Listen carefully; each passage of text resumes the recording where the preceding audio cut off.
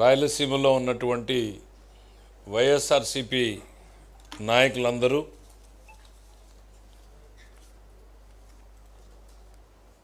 రాయలసీమ మీద మొసలి కన్నీరు గారుస్తూ మీటింగులు పెట్టుకుంటూ తిరుగుతున్నారు.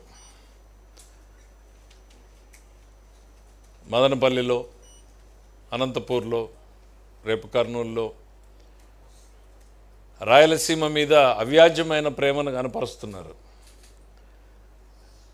వీళ్ళు 5 ఏళ్ల పాలనలో రాయలసీమకి ఏం చేశారు? వీళ్ళు ఎక్కడైనా కాలువలో ఒక గంప మన్ను తీశారా? 1 మీటర్ కాలువ తవ్వారా? కొట్టుకుపోయినటువంటి అన్నమయ్య డ్యామ్ వైపు కనీసం తిరిగి చూశారా? ఈరోజు రాయలసీమకి ఏదో అన్యాయం జరిగిపోయింది, రాయలసీమ లిఫ్ట్ ఆపేశారని చెప్పి అదే పాత సామెత గుర్తుకొస్తుంది, మొగుడిని కొట్టి ఏదో ఎక్కారు అన్నట్టు, మొగసాలకు ఎక్కినట్టు అని.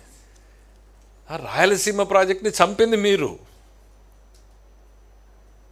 2021లోనే స్టే వస్తే ఆగిపోయిన ప్రాజెక్ట్ని మళ్ళీ మేము ఎట్లా ఆపుతాం నాకు అర్థం కాదు. మాట్లాడేటువంటి నాయకులకి ఇంగిత జ్ఞానం ఉందా లేదా అని నేను అడుగుతున్నా. ఆగిపోయిన ప్రాజెక్ట్ని మేము ఏ రకంగా ఆపుతాం?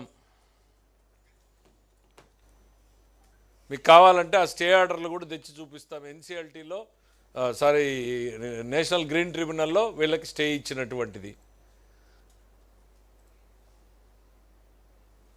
4 ఏళ్ల పాటు దాని గురించి మాట్లాడకుండా ఈరోజు మళ్ళీ వచ్చి రాయలసీమ లిఫ్ట్కి ఆగిపోయింది దానికి ఏంటి తెలంగాణ సభలో రేవంత్ రెడ్డి చెప్పాడు. రేవంత్ రెడ్డి చెప్తే తర్వాత మీ పార్టీనో లేక మీ అలయన్స్ పార్టీనో ఉన్నటువంటి టీఆర్ఎస్, ఇప్పుడు కొత్త బీఆర్ఎస్లో ఉన్నటువంటి హరీష్ రావు అదే సభలో చెప్పాడు కదా, ఆపింది మేము అని.